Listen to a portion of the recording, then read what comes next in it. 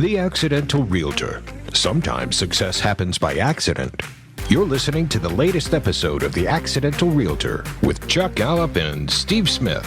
I can't vouch for all the episodes, but this one's pretty good. Hey everyone, welcome to the last episode of The Accidental Realtor for the year 2025. Steve, how do you feel? I can't believe the year's gone by this quick. Holy smokes. I can't believe how many of these episodes we've recorded. I mean, we've had a busy year. We have had a busy year. It's been a good year, though. It has been an absolutely good year. It's a good year for us personally, both of us. I can speak for us. And a great year for our real estate team. Great year for the economy. Great year for real estate. A lot of people are bouncing back finally. Yeah, they are. Yeah, what's your take? With the holidays, what should realtors be doing right now? What should people in the world be doing as we run up to the holidays? Christmas, Hanukkah, whatever you celebrate. Well, interesting that you asked, Chuck. Matter of fact, we just concluded, as you know, some team training. And our team training actually was this topic kind of in general. What should we be thinking? My suggestion, and it's something that applies to someone who's a realtor or not, it's reflection, right? End of year for me, I think is a lot of reflection on everything, right? From how your life has been, your relationships with people, how your job has gone. And it's through that reflection, whether it's good, bad, or indifferent, that we can make some changes going into the next year. It's just kind of a natural thing, in my opinion. And as you know, that's what we were talking to the team about is, based on that reflection, what changes, if any, are we going to make for next year? Yeah, and you know, this is the time you talked in the team meeting about New Year's resolutions. As you know, I've taken up a big, hairy, audacious goal to take up smoking this year, which I'm committed to. I will be smoking. I will form the habit this year with your help and support, Steve, and I appreciate that. Yeah, no, I'm going to do everything in my power to make sure you achieve that goal. So I'm going to go to the cigarette store actually when this podcast is done, and we're going to help you out. The cigarette store. Clearly, you go a lot because we call Smoke them cigarette shop. store. Yeah, whatever it is.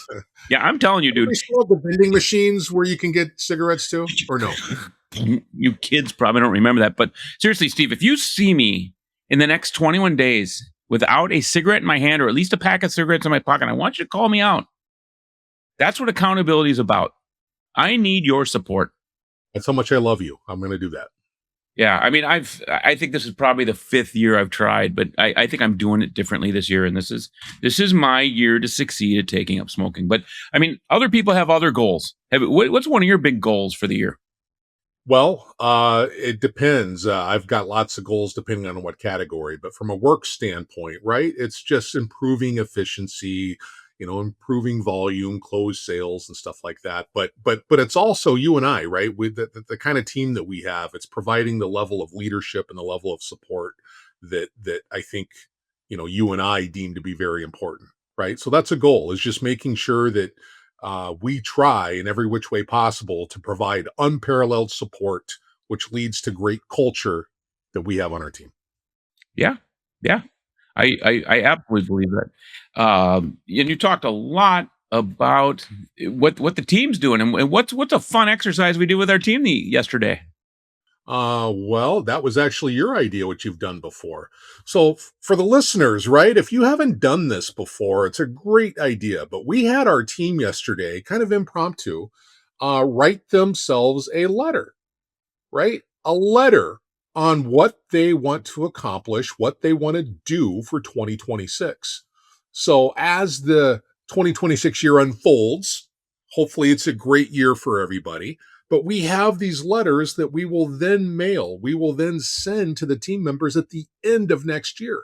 And, they can match up, their accomplishments for 2026 with what they wrote themselves yesterday during the team meeting.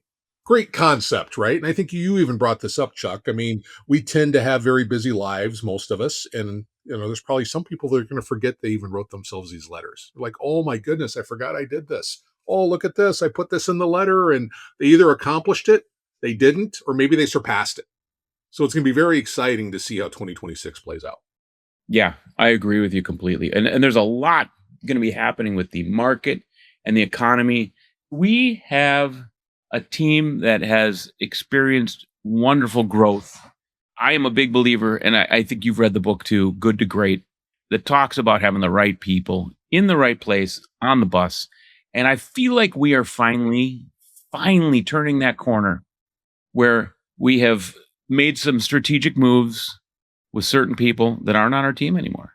And it's been great because the team, the last few meetings have just had an energy that is unsurpassed of anything I've seen as a team leader. I'm really excited for what 2026 is bringing. No, I am too. And not to pat ourselves on the back, but when you and I are validated, I feel like by our team members because they've noticed it. And then they've reached out through email, through text messaging, and even phone calls where they've even noticed the energy too. Right. But I think you and I, we're kind of a lesson to be learned by a lot of people because the having the right people on the bus is not a new concept, right? This applies to almost anybody, any organization. And that's not a concept that's always easy to embrace. If you're in sales, sometimes it's just having a head count. You think that you're ahead or you think that you're winning based on the number of people that you have on your team. And that's not always the case. It can seem counterintuitive, right? To actually go down in numbers to be where we need to be as a team. And I think once you and I finally embrace that, things worked out as they should. And now, I mean, not to sound like we're pie in the sky, but we have such an awesome team. And I know you and I, we're so proud of that. And I think we should be. We have awesome people on the bus right now. So much of that is culture and just being surrounded by like-minded people. And there were so many times over the history of my team leadership where I'd look around that team and I go, I'm not sure I'd hire anyone in this team to be my realtor. And at that point, that's a good time to look in the mirror. I could confidently say, with this team, I'd pick any one of them. No, I agree. I'm proud of all of them, almost like we're the parents and they're the children. And I don't mean to demean anyone on the team by that way, but if us being the team leads, yeah, there's a certain amount of pride that goes along. And I agree. I would use any one of them, just like you said. So if I heard you right, you're the parent and I'm the child. Gotcha. Okay. Makes sense. Dad, I want to talk about what 2026 is facing. And again, we don't have a guest, or maybe I didn't mention the outfit, but we don't have a guest today because this is our year-end wrap-up. And we wanted to talk about what 2026 holds, what 2025 looks like as a wrap-up. But things are really wonky with our economy. There's a lot of uncertainty. There's a lot of uncertainty with what's going on with the Fed. The Fed's dropped the interest rate. The Fed just dropped the interest rate probably 2 weeks ago at this recording. And there's always a huge lag and a very incremental change in the mortgage interest rate from that. But it does portend what could be coming this coming year. And I think most people are predicting if this very wonky plane that we're trying to land stays upright mostly, that interest rate should be dropping potentially up to 1%.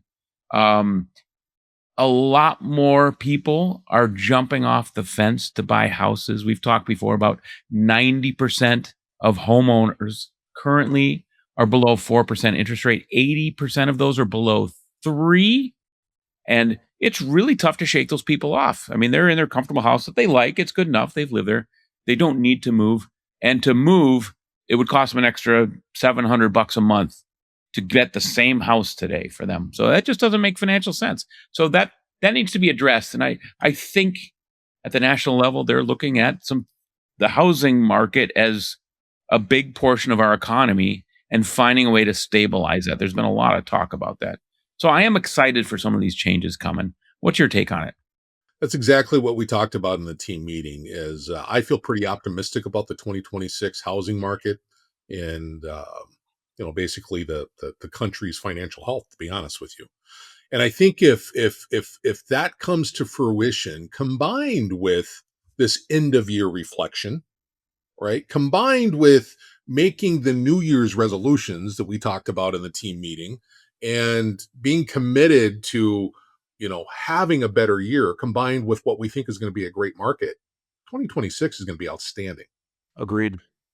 We run the risk of always just you know sounding artificially positive, right? Because I think that's to some extent the job of a team lead, the head of a company or an organization, is to always try to spin and make something that maybe isn't positive positive. But in this case, I'm truly feeling good about 2026 for so many different reasons.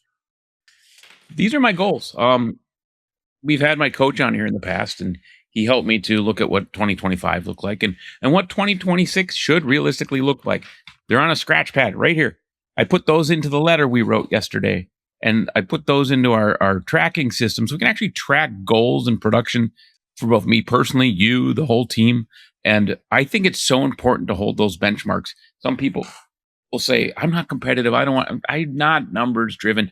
You have to be numbers driven. That's the only way you can grow. It's like being an athlete and not saying, I need to make it one block further than I did yesterday when I ran, or one foot higher when I pole vaulted. You have to have goals. Otherwise, you shrink.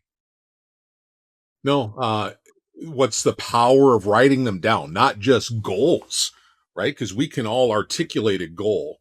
And as I've gotten older, I certainly fall into this. If I just simply talk about something, it doesn't always stick with me. I don't always remember it. And this is one of the reasons I think we did that exercise in terms Yep. of having people write a letter to themselves.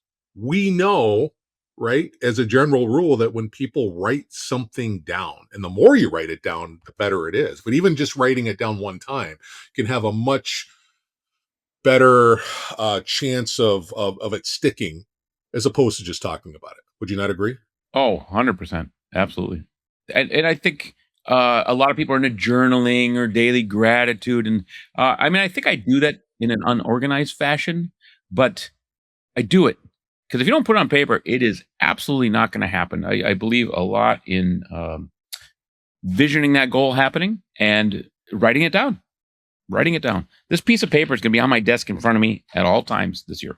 Well, as soon as you said visioning, it made me think of vision boards, right? We know a lot of people make use of having a vision board, having a piece of paper that's always in their line of sight, whether it's the couch you always sit at to do work or your office desk or wherever, to just always have that in the background. It has an effect, right? You're seeing it, you're reading it, whether you think you are or not.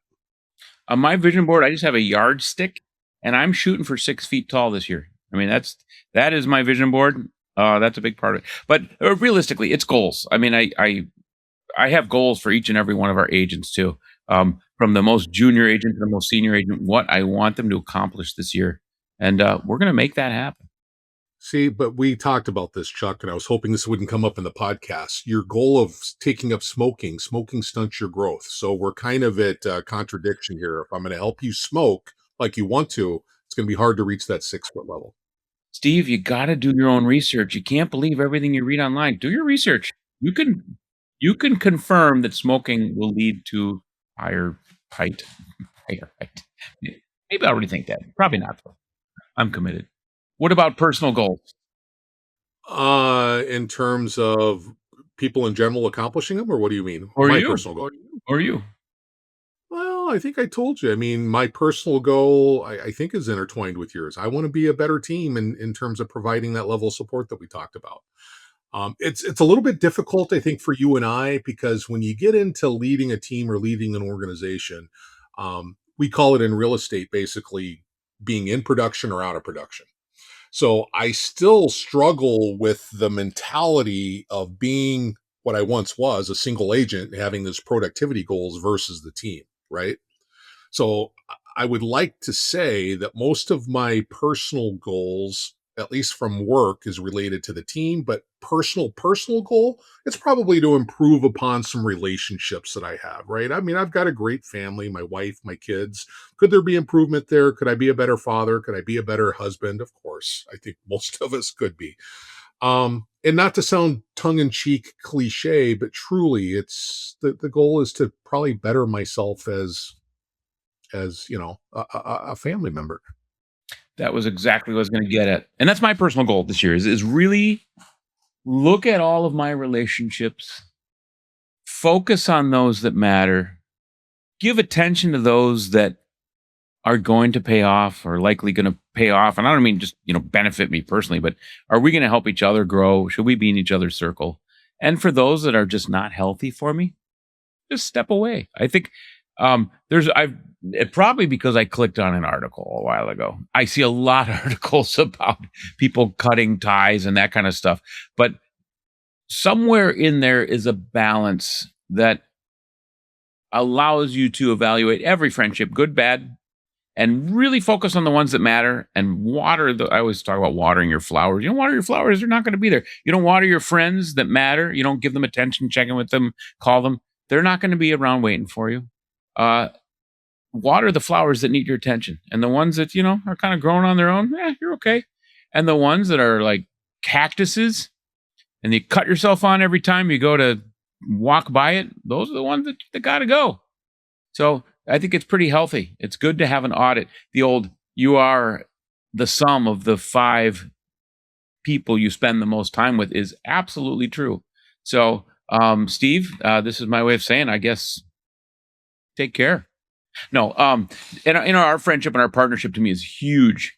And, having people like you in my circle is huge. And some other people that I'm very close with, I'm just so thankful for that. But I really want to work on that. This is my year of relationships, personally, and it's just going to grow the business. And I hope each and every one of you listening is doing the same thing. Like, just audit yourself. This is the time of year. This podcast will be out before the end of the year, hopefully. And regardless, it doesn't matter. It's a fresh start. Steve was talking about gym memberships and the resolution people showing up and crowding all the gyms for about 2 months. But this is a great time to resolve what you're going to do with yourself in 2026 based on what you learned in 2025. I love getting that letter from myself at the end of every year going, oh, wow, I was close, or whoa, I forgot I wrote that. A year from now, there's no way I'll even remember this letter's coming, let alone what's in it. So I'm excited for what that's bringing as well. Yeah, agreed.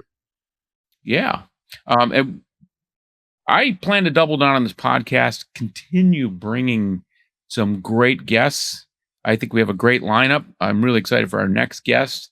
And we've got a bunch beyond that as well that are just going to be worth a listen. Excited for 2026. And it's just, to recap the year, right? You kind of drug me into this podcast thing. I hadn't done podcasts, wasn't sure what I thought of it. For the listeners, they can probably tell I'm a fish out of water. But I think I've kind of grown to it. And what I've learned is the guests can make the podcast. And I didn't necessarily know a lot of our guests before we had them on, but we have had some very, very interesting, influential, successful people on the podcast. Anyone who's listened to it, there's no way that you could not have taken a nugget away from the people that we've talked to. So as we go into 2026, even though I didn't necessarily embrace it for 2025, I'm looking forward to the podcast because the listeners probably don't realize this. We learn from this. We learn from the guests that we have on ourselves. So I'm looking forward to it. Couldn't agree more. Couldn't agree more. Well, that's our year-end wrap-up. We always like to end with a little funny story. We had a recent closing that didn't go well. Steve, you and I were both involved in it a little bit. But tell us about the closing that didn't happen last week. The closing that didn't happen. Well, unfortunately, that probably happens more often than most realtors would like to admit. But in real estate, when we're working with buyers, and one of our agents had a buyer, had an offer on a place that was accepted, and we're getting up right before closing, a day before closing, there's something called a final walkthrough. We always suggest that our buyers do a final walkthrough. And the reason we do that is we want to make sure that the property is in the same condition as when we last saw it. There's no holes in the wall from when the people moved out, no stains in the floor. If the sellers had agreed to do something to the house in terms of a repair or replacing something, it's kind of our last opportunity to make sure that was done before our buyer moves into the house. So in this particular final walkthrough, a day before closing, the house had not been lived in by the seller. It was a vacant house. And they go in, and lo and behold, there are massive, well, not massive size, but massive amounts of mouse droppings everywhere. I mean, it was not pretty. It was almost shocking. In every room, there's mouse droppings. In one room, you could tell it looked like mice had been chewing at the carpet. It was not good. And of course, when the client had gone in the home originally, when they placed an offer, none of that stuff was present. So it's hard to blame a client when you go into a home and you're expecting it to look like when you last saw it, to see now it looks like it's been rodent infested. Client was turned off, completely understandable, and had no desire to buy the house. Seller was willing to make a steep price concession a day before closing, was willing to bring in professional cleaners. It didn't matter. There are some people, and this client was one of them. They have children. Cleanliness is important to them. So there was no amount of cleaning, there was no amount of rodent control that could be done that was going to make them feel good about this property. Right. And it's about feeling good about the property and getting what they needed. So in a way, it's kind of funny, not funny from the standpoint that the client didn't get the home they thought they were going to get, but it's funny in terms of what can happen in this profession, and that there are always curveballs, and that a lot of agents, when they get to that final walkthrough, assume it's a formality, that you're just going to be done and you're going to go right to closing. And lo and behold, it blew up. We tried keeping the deal together, but ultimately understood where our client was coming from, and they backed away. You can't make this stuff up, Chuck. You cannot. We all have walked through horror stories. If you've done it more than a year or two, for sure you've compiled some. But let me ask you this: would you have moved forward with the house even with a good price reduction? Everyone's a little bit different, and this is in no way, shape, or form saying, or asserting that the client should have taken anything that the seller offered. But I think for me, you got to understand, I live out in the country with five acres. We have field mice. So mice aren't necessarily anything that's new to us. We always get on top of them, so we don't have massive droppings inside the house. But for me, and I think for a lot of buyers, I think with the right seller concession and the right cleanup and all this and that, I think it could have worked. But for some people, like I said, they just have that's where their mind is, and they can't get over it. And I respect and I understand that. Yeah, I'm not sure what I would have done. I mean, I'm not sure if any amount of money could have gotten me back. I'm not necessarily terrified of it, but it just speaks to some other things. So I certainly don't fault the buyer. And, I feel bad for everyone involved, but it happens. It happens. And to that point too, right? It was one of those things, the listeners may or may not know this, but when a buyer buys a house, one of the documents we rely on is a seller's disclosure form. Sellers are supposed to disclose anything that is or has been wrong with the property. And actually, this is a kind of an important piece to the story, but in going back and looking at the disclosure, there was no comment, right, made by the seller. And so to your point of maybe it leads to other things, there's no way the seller could not have known that they had a lot of rodents. And if they're not disclosing that, it begs the question, what else are they not disclosing?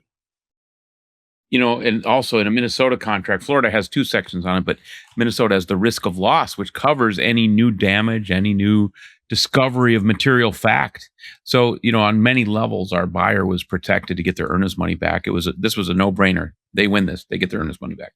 But we want to keep it so they have a home to move to, but sometimes it happens. We're going to represent them any way they want to. We're fiduciaries. That's our job. That's right. There you go. Here's to 2026 having no mouse poop for any of you, and maybe not even us. We're excited here at the Accidental Realtor for what we're going to bring in 2026. Thanks for coming with us on the journey in 2025. Thanks for listening. Tell all your friends. You can find us anywhere you listen to your podcasts. Follow us on social. Links are at the end of the podcast. We look forward to seeing you in 2026. We'll see everybody then. Thank you for listening to Accidental Realtor. Frankly, I can't believe you made it through the whole thing. Way to go. I'm your announcer, Rusty Gatenby. Chuck has me tied up and held hostage in his basement. No kidding. Please help me. See you next time.